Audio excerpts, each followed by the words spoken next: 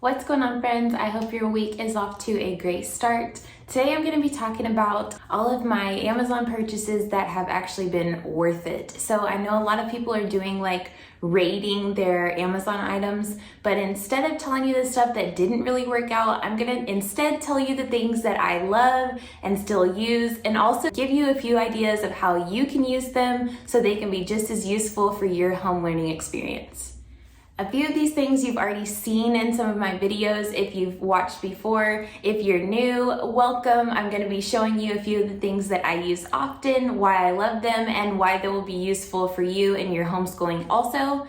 So the first thing we're going to start off with is the wooden hundreds chart. I showed this in a few of our day in the life or week in the life videos in our last year of homeschooling, and I plan to use this again because it is a great hands-on tool. So better than having just a paper hundreds chart, your kids are able to work with these little tiles to manipulate the numbers, see different trends and patterns, but it also gives them like an activity that they can do while you're learning, something to work with instead of just look at. So sometimes that helps to build their connection a little deeper, and it gives them like an activity to do that will help them to build those number skills, especially if you're still working on 1 through 100. But it's also a good way to go back and review if you are needing to strengthen those skills with your kiddos. So we are going to be using this to talk about place value as well. And so it's a great tool to have. You can clean it easily. Like I said, it's much more durable than just a paper chart. So I really like this hundreds chart. I like that it's wooden, it's cute, it's aesthetic, but it also serves a great purpose. The other thing that I like, the chart itself comes in a box, but it also has a little bag that you can store all of the number tiles in if you want to do that as well. We just put the tiles in the chart and then store the whole chart in a box for now, but they also give you that option if you want to store them that way, so that way none of your pieces get lost, and it serves as a great tool and a great practice item to have as well. The next item that I think is a must-have for homeschool, I've even seen people who don't homeschool use this, but it is a laminator and the pouches that go along. So to have a laminator at home that you can just run whatever paper you want through to have as like a keepsake or to make it a little more durable, it's great to just have that on hand instead of having to go like to Michael's or to Mardell or something like that to get those things laminated and also to pay the money to do it there. I would much rather just have it at home. I can whip it out when I need to, or get the pouches like off of Amazon or even like at Target when you go. But I like having this because if we want something that I want to turn into a dry erase or even, like I said, a keepsake, then you can just run it through the laminator, not have to worry about it. It comes out really durable. You can buy different weights of pouches so that you can have like the flexibility in them still like a paper, or they can be more like sturdy and solid. So think of like printer paper versus cardstock type of thing. So once you have the lamination over the page, they can even be used like a dry erase, where you can wipe them off and reuse them. I know last year we did our daily like learning tasks that way, so I'll insert a clip of that as well so you can see what I'm talking about there. And then I'll also show you what it looks like after you've run it through the laminator if you don't already have one of these, but I would highly suggest them. I watch Caitlin Nair, and this is how she keeps her daughter's artwork. So all of the pages and coloring creations that she makes for her mom, she runs them through. Caitlin will run them through the laminator and keep them and hold on to them. So that's also something that you can use to your advantage. If there are special like milestones and your kid is so proud that they've accomplished something and it's like on a worksheet, it may be easier to store them long term if they're protected rather than just trying to hold on to a piece of paper and it kind of deteriorates over time. So there are multiple uses for your laminator, or even if you have special documents that you may want to laminate. I know like when we have a new insurance card come in, that's something that sometimes we'll do, run it through the laminator. That way if anything spills on it or whatever, it stays in good condition and can be kept anywhere without crinkling and all of that. If you don't have a laminator or aren't planning to get one just yet, there are also dry erase pouches. So I believe that you may even find these at the Dollar Tree, but they are not as durable and don't last as long as some of the other ones. So these did come from Amazon, and you just slip in your page at the top and then you can mark on them with your dry erase. And then I like to use a spray because yes, it does come off much easier, and you can trust that you're not going to be there having to wipe it off forever. So you just spray that bad boy, wipe it, and you're ready to just use it again. So you can put whatever worksheets in there if you're going to be planning on revisiting something over and over, like throughout the week. That's a great way to use that without having to print multiple copies. Or if you're wanting to show your child what to do, but you don't want them to like use your work as their progress, you can show them, quickly erase it, give them the example, and then they can do it independently. Or if there's something that you know that you're going to be revisiting or that they may need extra support with, you can just do it that way, wipe it off, use it again. Or you can even put like the blank writing paper in there that already has the lines, and that is a great tool to use for writing practice. That way, like I said, you can use it over and over again. So that's a great alternative to the laminator and lamination pouches if you want something that's a little bit quicker but still serves the same purpose of being like a dry erase.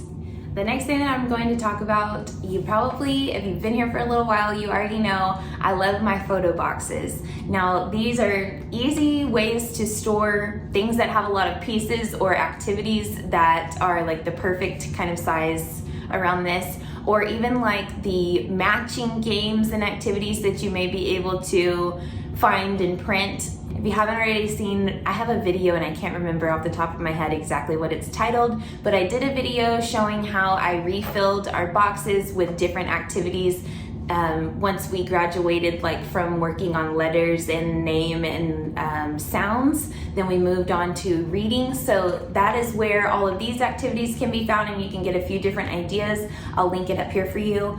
But I love these because they have a little latch on them. So when you are storing all the little pieces, you can easily close them and nothing is going to fall out. So you won't be spending time replacing like Ziploc baggies or trying to find something to store all those little pieces in. And then if you have the big case of 16 of these, that is a way to store all of the little storage boxes, the photo boxes. So the photo boxes all fit in the big case, and then the case can serve as even like kind of a center for you, or if you want your child to be working on something independently as reinforcement of different skills, that's a great way to keep track of what they're doing, kind of have an idea of what activity you can expect for them to go and do and be able to do on their own. This is a great way to add like different games and things like that. But like I said, keeping track of all the pieces and not losing your sanity over storage,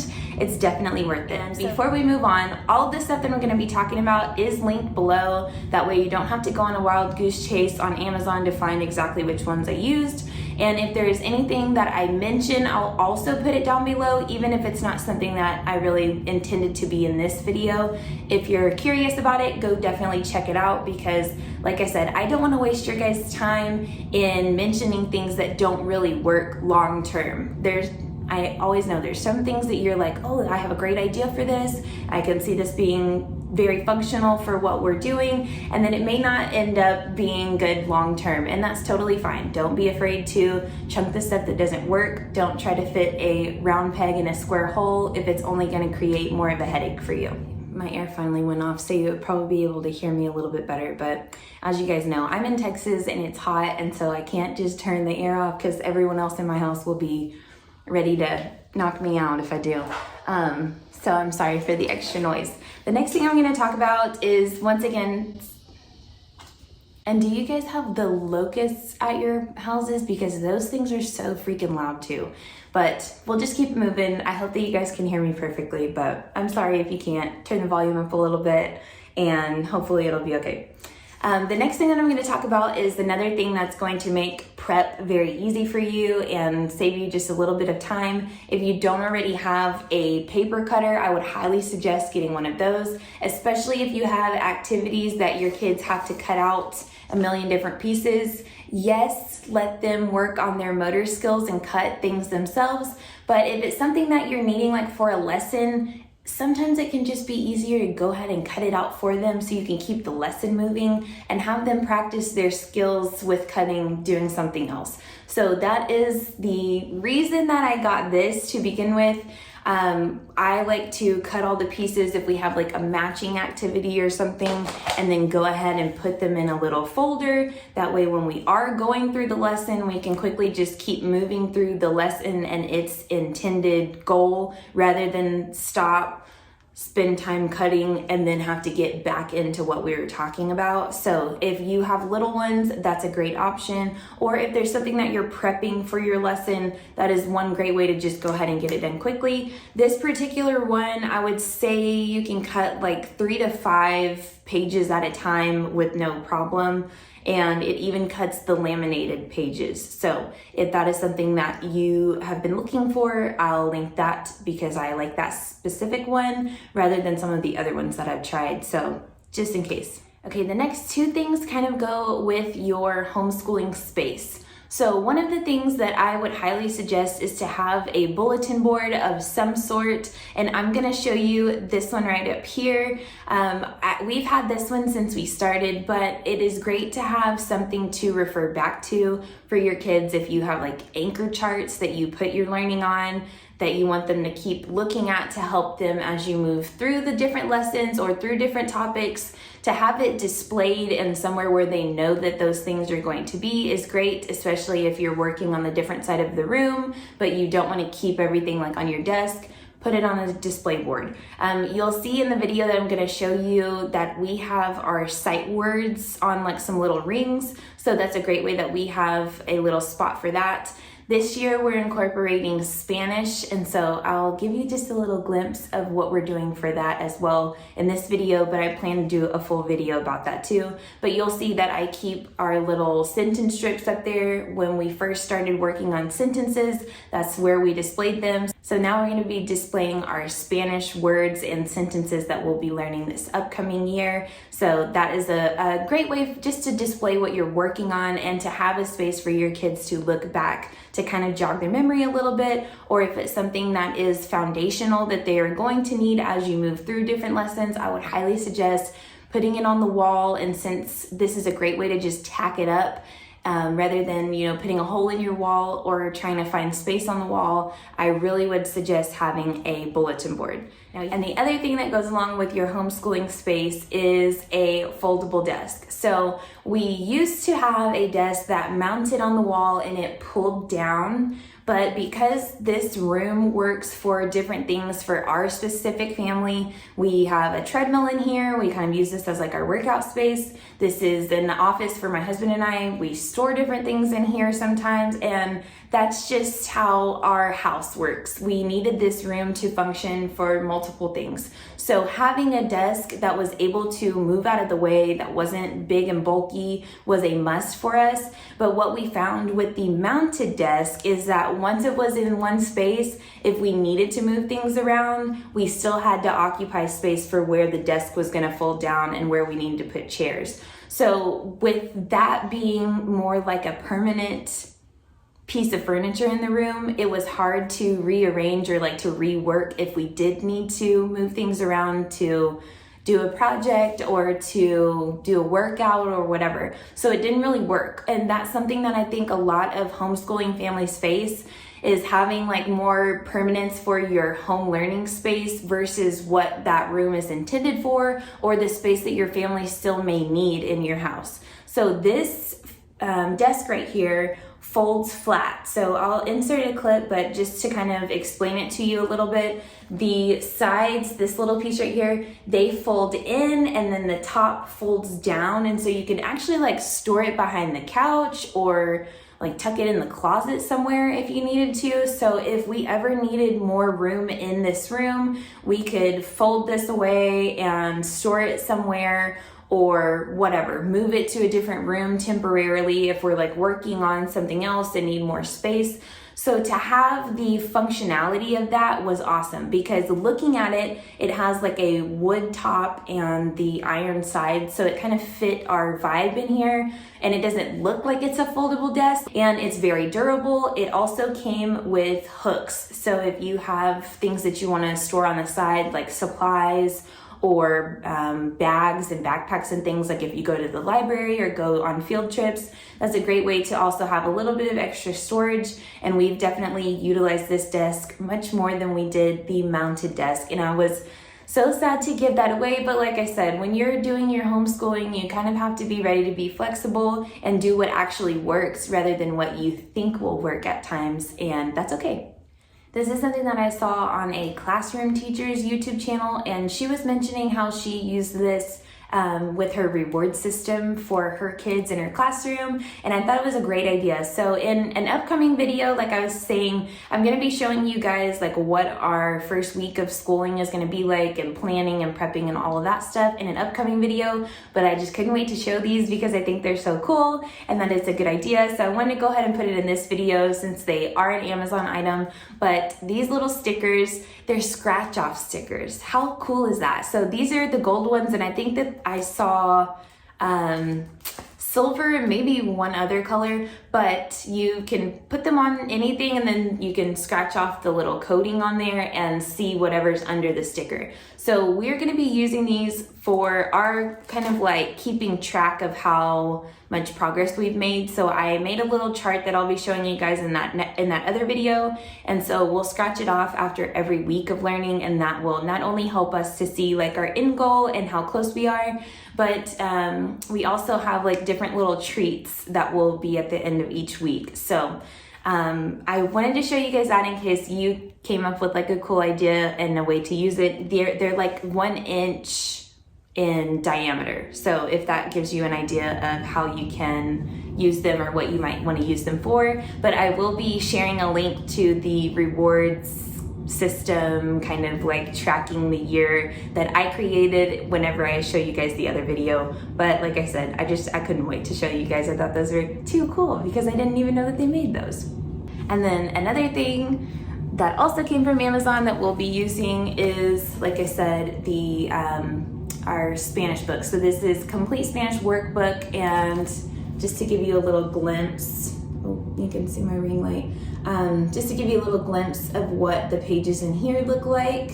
So like I said, I don't want to show all of it, but I do want to give you a little bit of a glimpse in case that's something that you're interested in watching. Probably next week, I think, is when I'm going to go ahead and do that. But the last thing that I wanted to talk about as far as things you might want from Amazon if you're just getting started and the things that are really worth it, this bad boy right here. This little printer is about half the size of the one that I had that pooped out on me a few weeks ago, and I already love this thing. And one of the reasons that I love it is because it's compact, it's very cute and discreet. You could probably put it just somewhere in a corner. It doesn't take up much room at all. You guys can see it's on like our little built-in desk over here, and I have loved it. It's been very user-friendly. It was easy to set up. It works really well as far as like connecting to the Wi-Fi. That was one thing that our other printer, even brand new, gave me so much trouble with. So I have had no problems at all. But along with getting this printer, because it's HP, it qualifies for HP Ink. And so if you haven't heard of that, you can sign up for a monthly subscription. Usually when I hear those words, I'm like, absolutely not. I don't want anything else that I have to subscribe to. But with HP Ink, you link your computer with their system, or not your computer, your printer. You link your printer with their system, and when your printer's low on ink, it sends them a notification and they will send the ink to your house.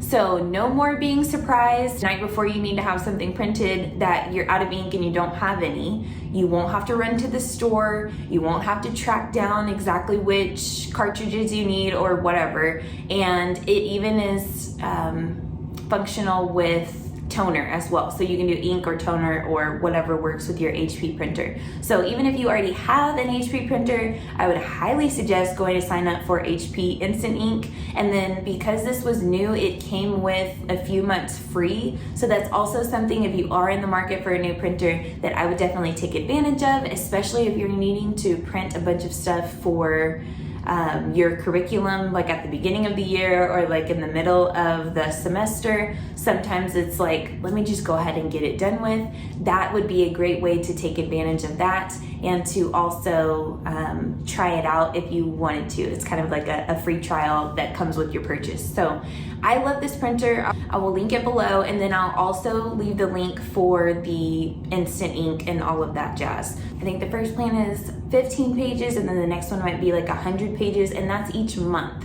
So then you do have like a rollover pages. If you don't utilize all of those in that month, they will allow you to use them for the next. But it's a great way to just make sure that your ink always stays coming to you. You don't have to buy extra ink when you don't need it, and you don't have to worry about not having it once you do need it. So definitely worth it.